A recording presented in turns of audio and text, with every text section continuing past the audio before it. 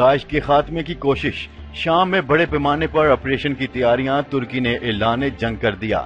तुर्क सदर रजब Tayyip Erdogan ने शाम से मुकम्मल तौर पर दाइश के खात्मे के लिए बड़े पैमाने पर ऑपरेशन की तैयारी शुरू कर दी। तफसीलात के मुताबिक तुर्क सदर रजब तैयब एर्दोगान ने वाजिया किया है कि शिमाली शाम में दरियाए फरात के करीब दाइश और शिद्दत पसंद ग्रुप प्रोटेक्शन यूनिट के खिलाफ ऑपरेशन किया जाएगा, जिसका मकसद खित्ते से अस्करियत पसंदों का खात्मा है।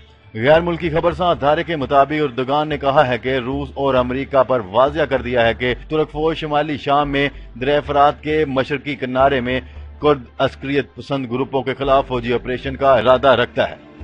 एक बयान में तुर्क सदर रजब तैयब एर्दोगान ने कहा है कि हमारे पास अब दरिया फरात के मशरकी किनारे में फौजी ऑपरेशन के सिवा कोई चारा नहीं बचा।